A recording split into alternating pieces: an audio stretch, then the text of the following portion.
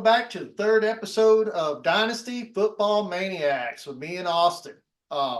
So just to give you a little brief start, we're covering up to the draft timing, quarterbacks, running backs, wide receivers, tight ends, and IDP players and free agent projections. Where will some of these players land? Just a reminder, I don't want you guys to forget, we are set to have our first live show on 2024 NFL Draft, round one, Thursday, April Oh, 25th. Yeah, at 8 it's gonna be p.m. fun. It's gonna Yes, be fun. definitely going to be fun.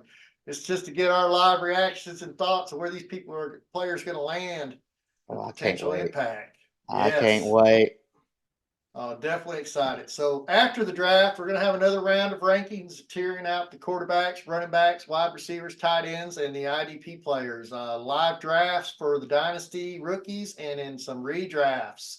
Then closer to the preseason, we'll show some redrafts and give some advice on best ball because me and Austin dabbles into best ball, and then also do some live drafts with best ball. So if you're enjoying our content, please hit like and subscribe to the channel.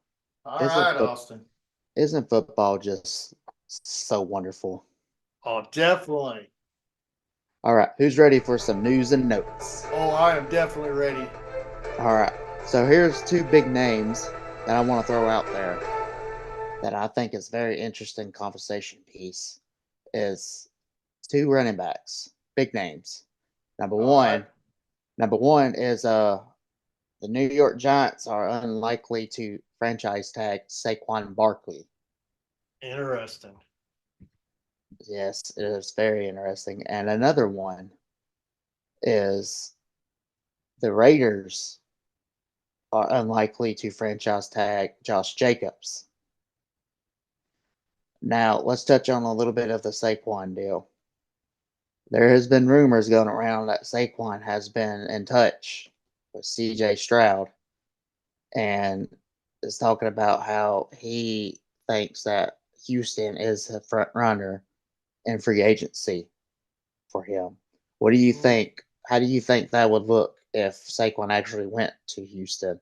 Oh, Houston would become a lot better team. You'd have that rush issue. I mean, it just that offense would open up. I mean, what they're doing down there is a little different right now, and it's really looking good. I mean, adding that extra running back at that caliber would really definitely take that team to another level. And I mean, it would be interesting. I would like to. I wouldn't mind seeing that. So, Now I have one question before we move to Josh Jacobs. all right. If Saquon goes to Houston, where do you think he will finish in a full PPR league at the end of 2024? He would be in the top five guaranteed. Ooh, okay. Okay. I would guarantee you we would see Houston in the playoffs again and maybe going another round. You Uh, know what? You know what? I'm okay with dabbling in a little hot sauce. yeah, I'm okay with that. I'm yeah, I'm feeling a little jumping. spicy today. Yeah, I won't jump in that pool. All right. So now let's talk about Josh Jacobs. Now the rumor is I saw a comment where Josh Jacobs said that he wants to play, he wants to stay in Las Vegas, but also it's also going to depend on the conversations between him and the Raiders and Price, which everybody wants their money. So Yes. now, so now, one big question I'll ask for him is: give me three spots where do you think he will end up if he doesn't resign with the Raiders? Cowboys could be a potential spot. It would be a good spot if the Cowboys could free up some cap to afford them. Uh, Eagles definitely been in the market. There's been talk looking for running back, even though they have Swift. I think they're just trying to build like a trio there. Uh, Another good spot, Houston, but there's a lot of running backs, and Barkley and Henry's already kind of linked to Houston, so I don't know if Just Houston would be the spot. you can just throw me another one. That's okay. Just throw me one. Even regardless of the Saquon rumors. Just throw me one, even if it is Houston. You can just throw me one more. He's, I would say Houston, maybe What if what if he went to the Chargers? the Chargers. Hmm. Oh, that would be a good fit too. That would definitely, yeah, because Eckler, he's going away now, and their backup ain't the, yeah, I mean, okay. Oh, the Eagles would be a good fit too because DeAndre Swift, he only had a 1 year contract with him, and he hasn't even re-signed with the Eagles yet. So we don't even know if they're even bringing back DeAndre Swift back or not. That is true too. So So that's it open. could be a good fit. Yeah. And then I think, who else do you have out there that he could possibly go to? Hmm.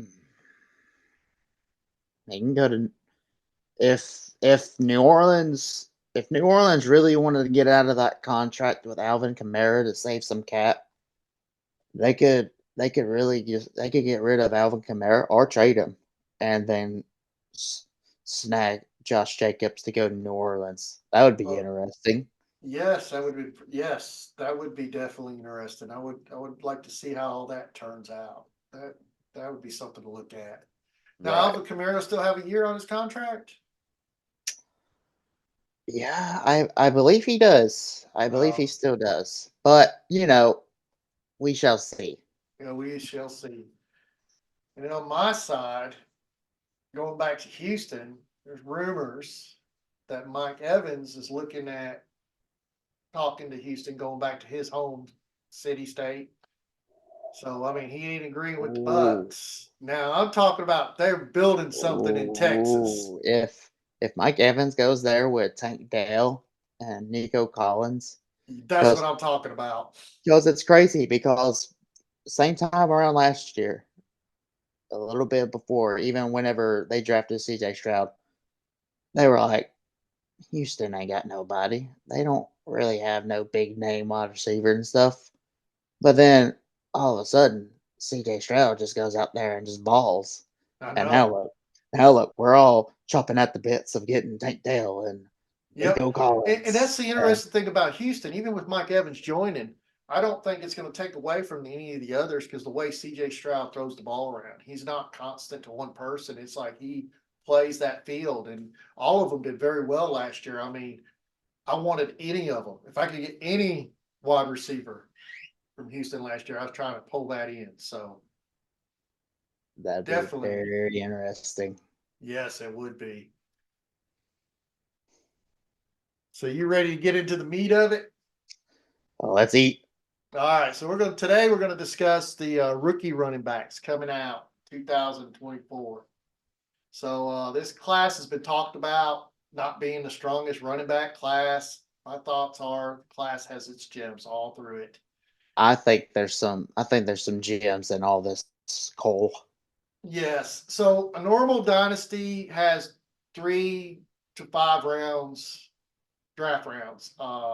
We play an IDP dynasty, which includes defensive players. We have 7 rounds in our draft. I think any of these running backs, if I can grab them in the third, fourth, or fifth round, I'm walking away with the treasure. Now, I think the first two we talk about will probably go at the mid second, late third round. You got to remember, there's only 12 players. I think now this is probably hot takey. If you can handle hot sauce, then you could Okay. dabble into this. I think a couple of them could actually even go in the beginning of the second round. I do agree with you. I think after the combine, there's been a few that kind of shine their light a little bit stronger than others. So, yes, I can't disagree. So, with that being said, our top one that we have ranked is on your list. You got Blake Corum from Michigan. On my list, I have Jonathan Brooks from Texas. Both good running backs. You can put either one at number one. Uh, both of them are true leaders. Both last year had phenomenal years. You got to give Jonathan Brooks the understanding that he played behind some other good running backs like Bijan. So he didn't get his shine until last year. Orem had some time to develop at Michigan. So we seen 3 solid years from him. 2020, we didn't see much because he was still young and just getting in there, freshman. But his sophomore year, he produced. His junior year, he produced. And my God, his senior year, he produced just as good as his junior year. Junior year was probably a lot better.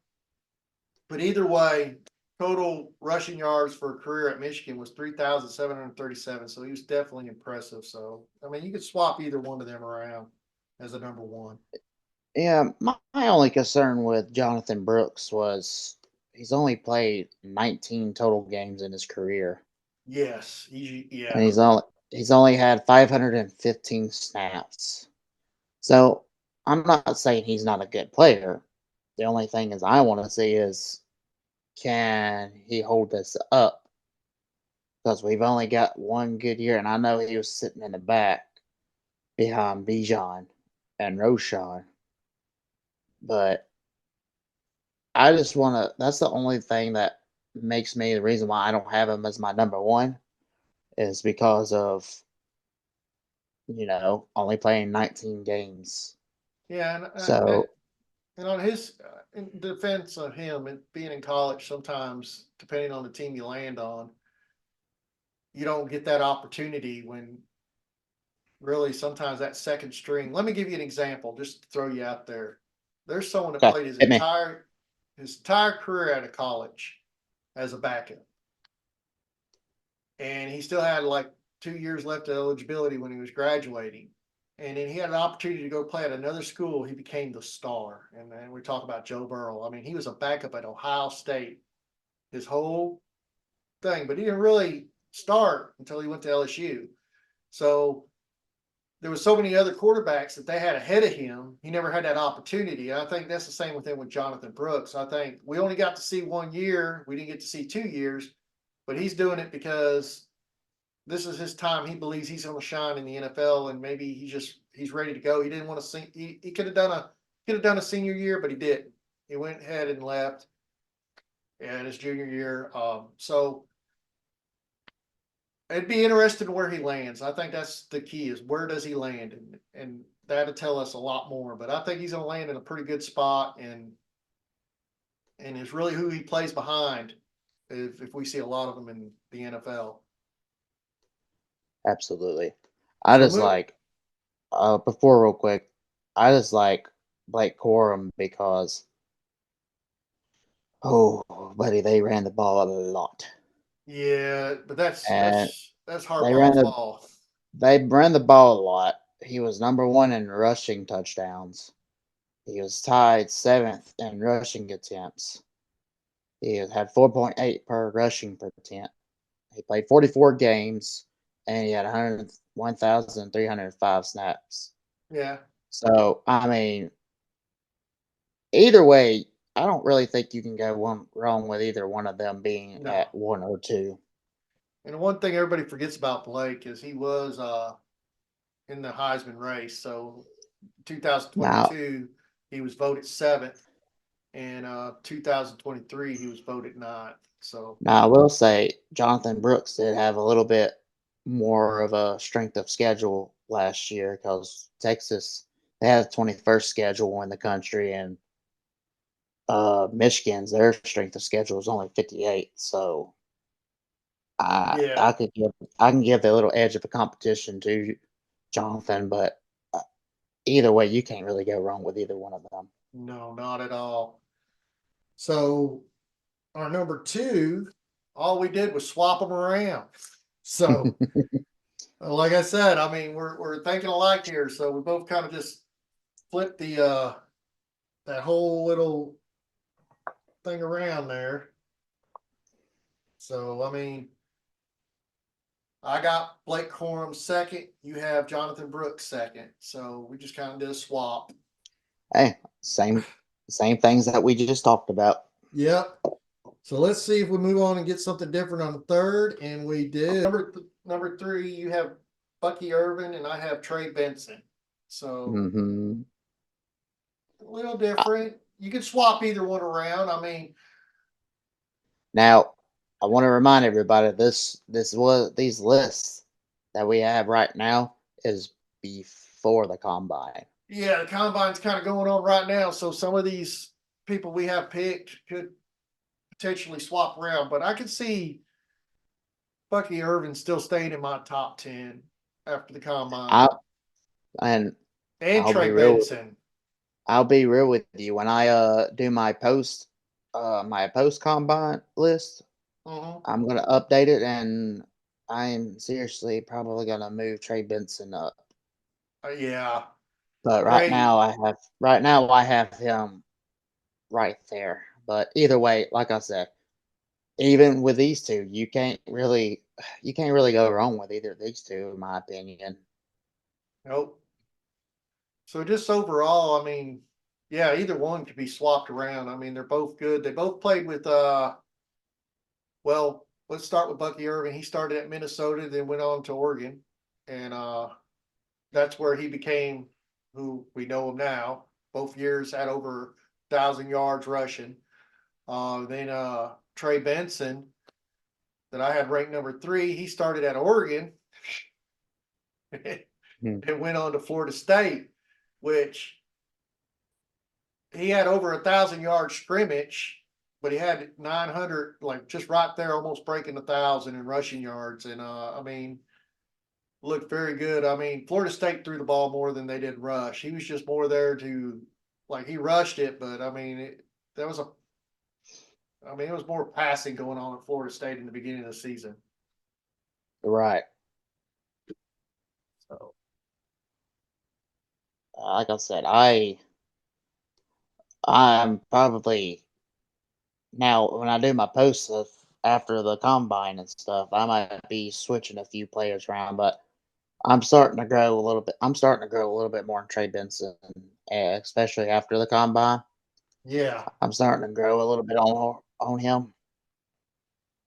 So the only the only thing is some people have an issue with weight for Trey Benson because some people are still in the mindset of an old school running back. Of, yeah, with oh, you gotta be over 200 something pounds. You gotta be this, blah blah blah. I think we just need to chalk that up in this new day and age of yeah, the NFL. In college, I think I don't like the size thing, but I don't like people when talking about, oh, he's too small, oh, he's this, oh, he's that. I yeah, think I think talent overrides everything. If they're talented enough, they're gonna do it. right. So moving on to the next one. Is this is this when things get spicy, or are we still waiting We're on still that? on the same, we're still on the same page. Okay, so it's later Braylon, on when it gets yeah, spicy. we don't start spicing this up until the end. So Mhm. Braylon Allen from Wisconsin, we both agree that he's the number 4. And I honestly think after the combine, I'm really looking at my top 4. I don't really, I, I might, I don't know how much juggling I'm gonna do. So, I mean, really, I'm happy with my top 5 when we come down to it. But right now at number 4, we both have Braylon Allen, and I mean, he did good at Wisconsin. This is his senior year. He stayed. This year he did a little bit less. Well, I mean, he missed 1,000 yards by only like a little less than 20 yards. He would have had over 1,000 yards. That's with 181 attempts. Averaged 5.4 yards. He's not. Wisconsin doesn't throw the ball to the running back, so you don't get to see it. But every time these running backs come out of Wisconsin, they become these great rushers and pass receivers. And Jonathan Taylor's a good example. And I mean, and there's other history like going back. We can keep going back. Some Wisconsin running backs that come out, and everybody's like, "Well, don't see him catch the ball much." So we can't really look at them stats and say he ain't going to catch in the backfield. We just got to see where he lands and what they do. I mean, if I have an opportunity to pick him up in the 3rd or 4th round in a dynasty startup, well, dynasty startup, yeah, about maybe 5th round, 4th round, I'm gonna grab him.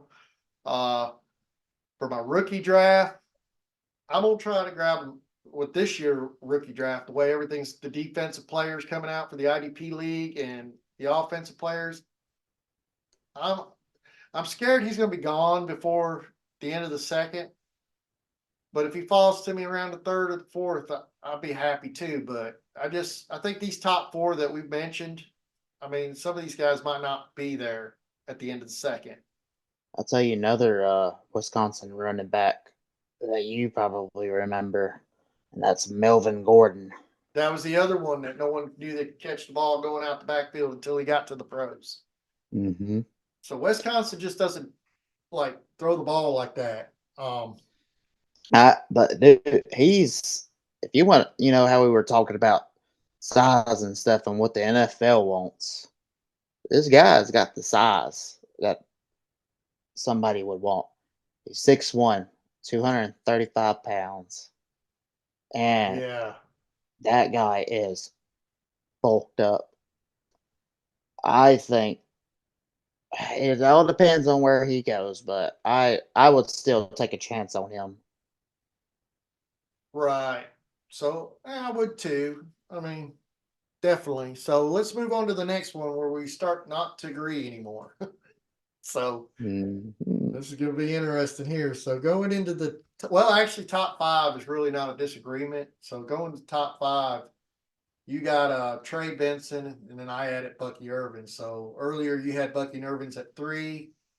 I had Trey Benson at 3. So it's like we agree on the player, but the spots we had a different location.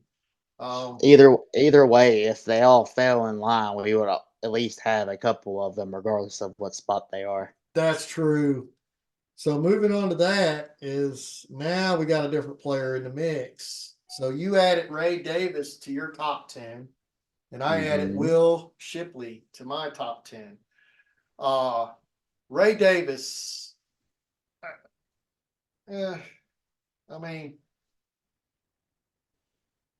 he, Ray Davis, the Kentucky had the strength of schedule. They were 11th in the country. He was 33rd in rushing yards. He was 15th in rushing touchdowns. The yeah, only thing that I think kind of, the only thing that I think that kind of made him not higher, and I can see why you probably don't have him on your top 10 either, was the rushing attempts. He was 32nd in rushing attempts, which if you want if you want to be one of a really good running back, but he wasn't in 32nd. He was 32nd in rushing attempts. Kentucky, I mean, like I said, they had the 11th strength of schedule. So what do you think they did most of the time? They threw the ball more because they were always a lot of times they were mostly behind. So they had to throw the ball more, but I think I think he would be another one that I would be willing to take a chance on just because of and like I said on the tape, he's a good blocker too. People underestimate the running backs and their blocking ability, but you gotta have a good blocker as well if you have a quarterback that you're trying to keep up. Now I know that doesn't really you're thinking, why does that relate to fantasy? Well, if you have a quarterback that you're trying to get fantasy points from, you'd want at least a running back to block and go out there and catch at the same time. yeah, and you can see just an explosive run. I mean, he does 50-yard run for a touchdown, how he just maneuvers through the field, Right. and then he could just bust down through the line on a short run right there in the red zone and score a touchdown. So I mean, yes, he's a good running back, and he has a lot of potential there.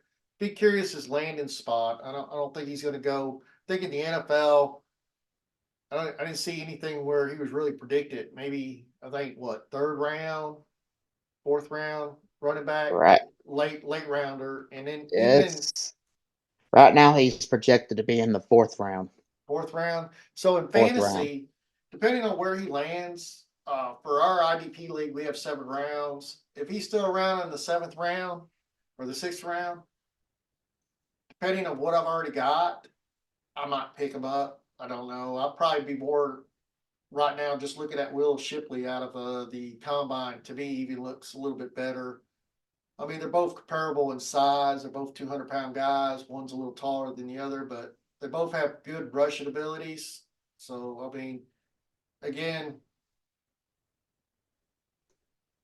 I can see Ray Davis.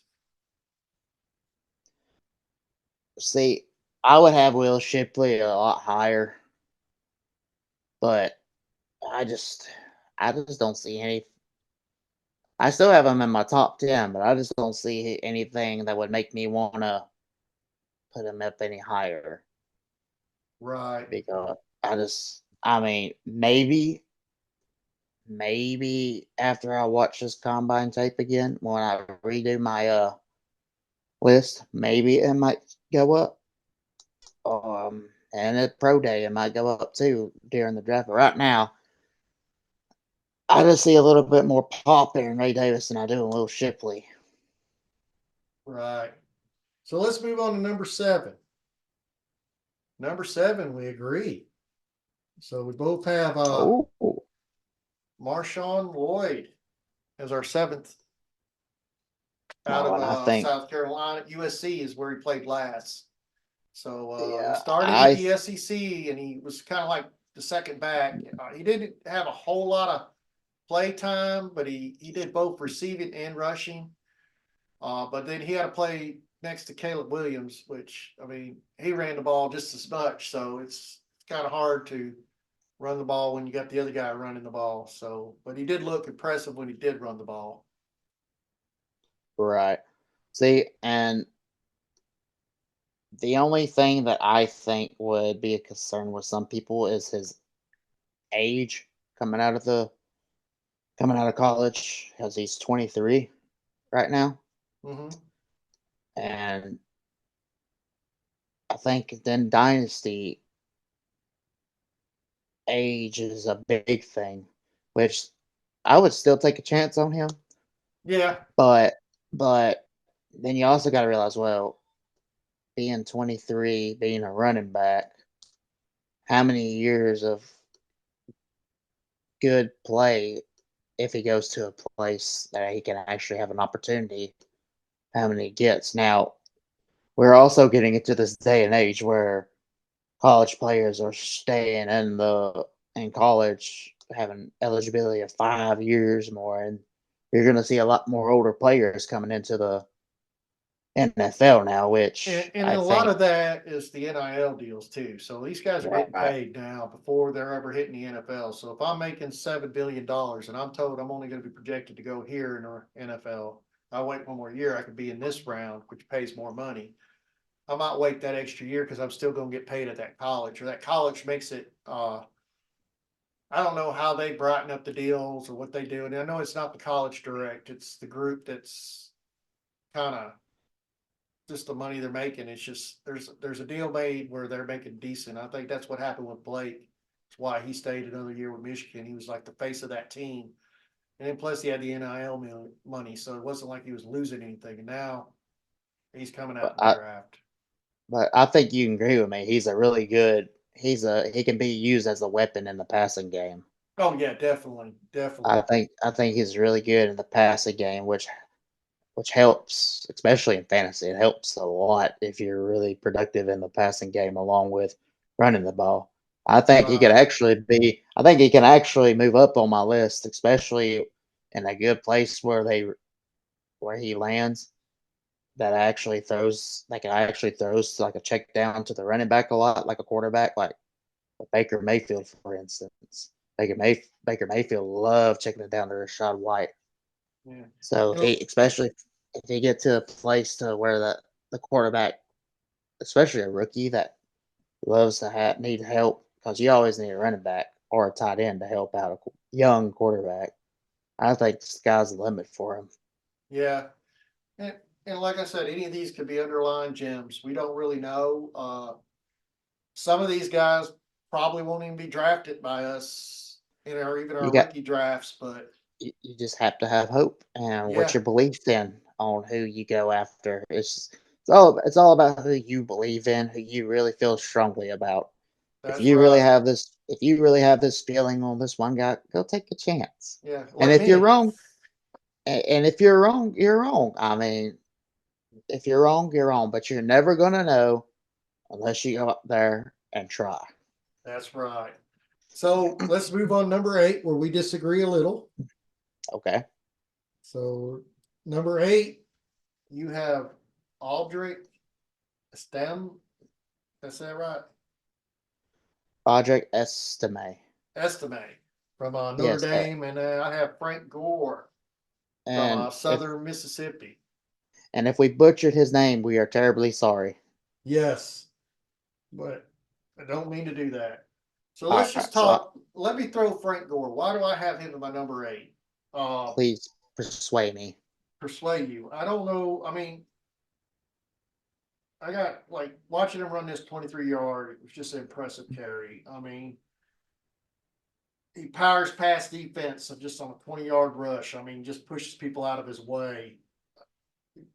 Explosive runs. It's not just the powering of the short runs of the 22 yards or the 20, which is not really short. He also could break out a 51-yard run at any time and like lose defenders, and it's just impressive what he could do on the field. And last year, I know it's only Sun Belt, but it doesn't really matter what conference you play in. I mean, you're a star, you're a star, and there's a lot of potential there. But I'd like to look at some of his stuff through the combine, and then also see where he lands. Right now, I have him 8. He could possibly fall out of my top 10, but I'm not saying that you just yet. But the only Mhm. reason I say that is because you have the number 8, Audrey, from Notre Dame. I mean, at first, I never even had him on my list. I got to watching some of his tape, and I was just like, wow. So I'm watching him hurdle defenders as he's running in for a touchdown. That 80-yard breakout run to the house. I mean, that says it all. I mean, he's taking defenders, he's throwing people to the thing, and then he's a big guy. He's the guy that you want. This is the one they run and get. He's 6'1", 215 pounds. I mean, he's the running back that you. So I have a feeling, and then what I've seen out of the combine so far, I can also see him moving up into my rankings. Uh, So Notre Dame, they had the 18th strength of schedule throughout the country. Audric was 12th in rushing yards. He was third in rushing touchdowns. He had 6.4 yards per rushing attempt. That is yes, that is crazy. And I like him because if you watch his tape, he demonstrates excellent patience between the tackles. Um, he also, instead of a lot of times, whenever you hit a linebacker, a lot of times running backs will fall forward. But I saw a lot of the tape where he'll actually put his shoulder pads down and basically be a bruiser and fall forward. He's actually got some pretty good agility for a guy that size as well.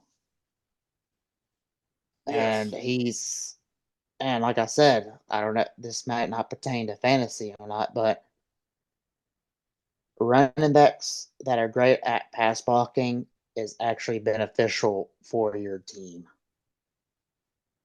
especially for if you have the quarterback in your dynasty league or your redraft that's playing that week. Those couple of points for you winning with a blitzing corner coming from the edge, if he doesn't pick that up, that could cost you a game. Or if he does pick it up, that could actually win you a game because the quarterback had time to throw a touchdown and got you more points. right. Now, the only reason why I can see why people would have an argument with Audric was when he gets into the secondary, I kind of noticed there wasn't this extra gear to kind of separate himself to clear space from when he gets into the secondary. But even so, I was still I actually am after watching his tape, and if I go back and watch his combine tape, I'm starting to fall in love with him a little bit more. I am too. I mean, he could probably, yeah, my rankings are going to look a little different after I watch some of the combine. And I don't want to get too much into the combine because these rankings came out before the combine. But, Right, right. and then seeing them on your list, I had to do a little bit more research than before. I only seen just glimpses. So when I started doing my research, I was like, oh, okay. So I was like shocked. Right. So, I was so too, honestly. I was actually honestly shocked too. all right. So let's move on to the next one. Let's see what happens when we kind of go to number 9 here. Number 9.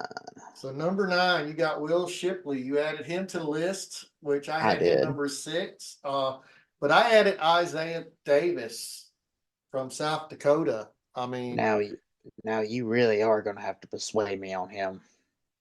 well, I'm gonna try to work on that. So Okay, let's hear it. let's hear it. All right. So he had an impressive season. This season alone, he had 236 carries, 1,578 rushing yards, 18 touchdowns. He averages 6.7. Uh, Jackrabbits have a pretty good team, and Isaiah Davis really helped that team out. I mean, and he's been productive for the last 2 years on that team. In 2022, he had 249 carries and had 1,451 rushing yards, and he averaged 5.8.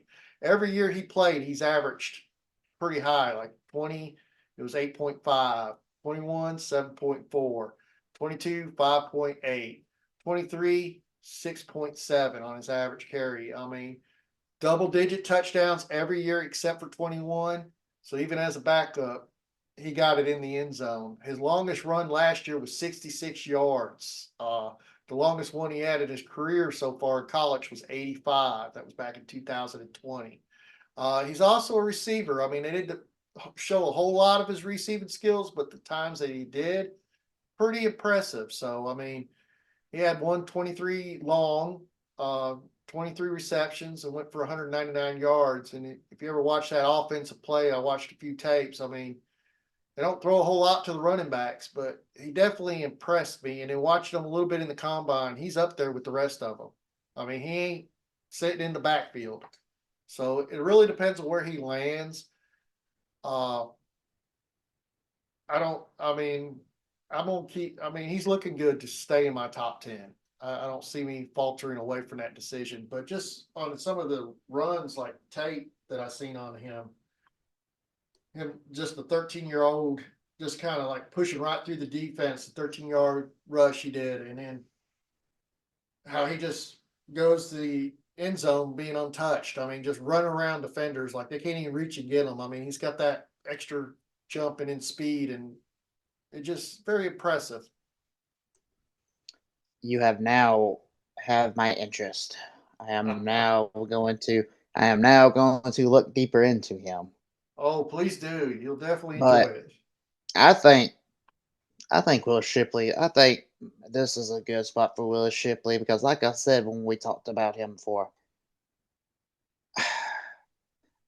I like his catching ability. Hmm. I like how he can get out in space to obviously get open to have catching ability. The only thing that really concerns me is actually, believe it or not, is actually his running between the tackles and getting into the end zone. Yeah. That's my only concern, especially with his size, because he was he's only 156 in the country in rushing touchdowns. 156. Now, and then that doesn't really sound very good to me. The reason why I still have him in a top 8 because I still think the passing ability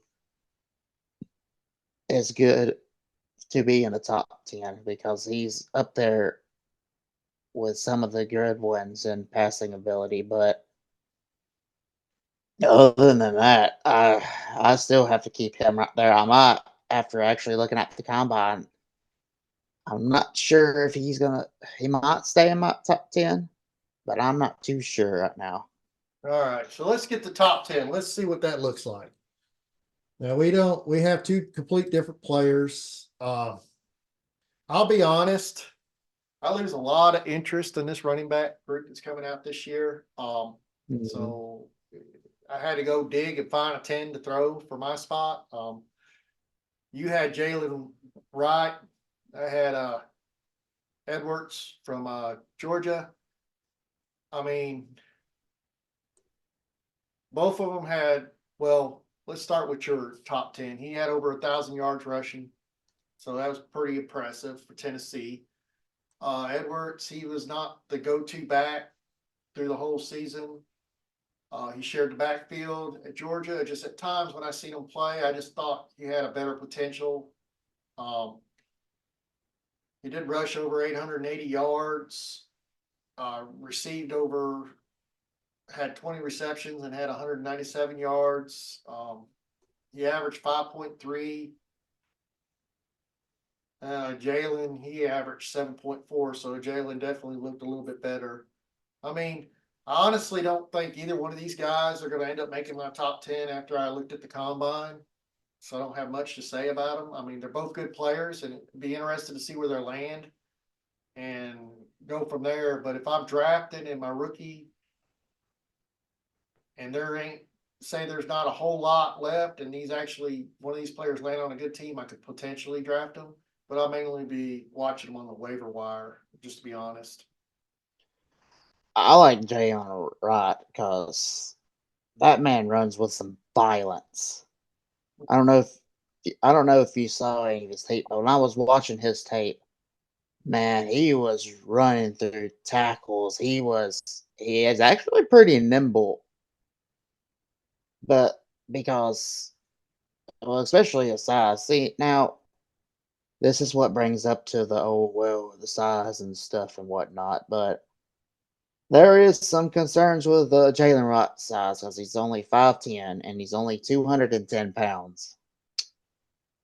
That that could be concerning, but at the same time, I'm not really too concerned about that because when you got a guy who can run violently and is going to run violently regardless of who's coming after him,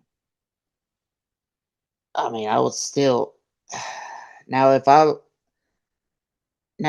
like later in the fifth round, and since we have 7 rounds since we're an IDP league, I could probably take a chance on him if he was like in the around the fifth or sixth. I would be willing to take a shot at him, throw him on my taxi squad, and see what happens. Yeah. Yeah, because you got the 7 spots in the taxi. See, I did that with Dwayne McBride last year. I had a lot of high hopes for him. He did great coming out of the combine, had a great season at UAB, got drafted for Minnesota, ended up on the practice team. I drafted him, I think what was it in my startup? I drafted him, oh, I believe it was close towards the end because it was a startup round. So I'd say around the 20th round or something. And then I turned around and I also picked him up in my other league that was already started. And in the rookie draft, I picked him up in the late round just to kind of hold him on my taxi squad. And hopefully he has his breakout season. Right, So, and you know, especially this year's running back class, there's not there's not anybody that's gonna be like, oh my god, this is like yeah, the next Bijan or anything. no, But but I think we're cutting Blake a little short on that. I really do. But I don't think he's as good as Bijan yet, but I think something's going to surprise us, depending well, where he lands. that's the reason why he's my number one baby. That's why I kind of like after, yeah, when I did my ranking wasn't quite that day. So just a rundown of where the pros have them. The pros for tier ranking don't have them until tier 6, and Blake and Trey Benson are both in tier 6 currently, and that's like with Jerome Ford, Ty Chandler, Antonio Gibson. Kendra Miller, Zach Moss, Chase Brown, Tyler Algier, AJ Dillon, Gus Edwards, Zeke Elliott, McLaughlin, and Damian Pierce are all in tier 6. That's the first rookies that show up out of this class. I think all that will definitely change when we find out where their landing spot is. Oh yeah, and in tier 7 has another group of them. You have Bucky Irvins, Braylon Allen, and they all pop up. So Elliott also Aldrich from Notre Dame pops up there. So I was I actually I'm think not this changed because they got Jonathan Brooks dropping down to tier 8. So this changed from the last time I looked at it, I believe. Because I thought he was more up higher than that, but that combines doesn't come out, so these rankings change pretty regularly. I mean, they can change it quicker than we can.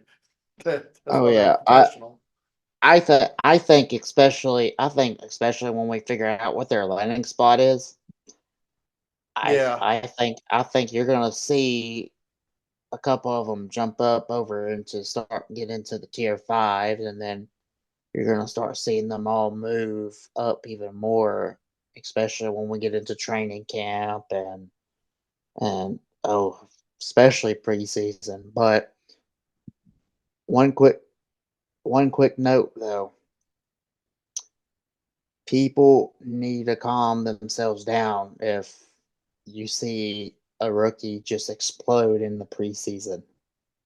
yes, Sometimes people see a rookie just explode and do great, but a lot of times a lot of times they just don't play. Obviously, if someone's sitting in front of them that's better than them, they're going to be on the bench or something. But it's good to have hope, but at the same time, we also need to have like a little cap on that hope yeah, because you never know what can happen. yeah. So I guess we'll go ahead and wrap it up.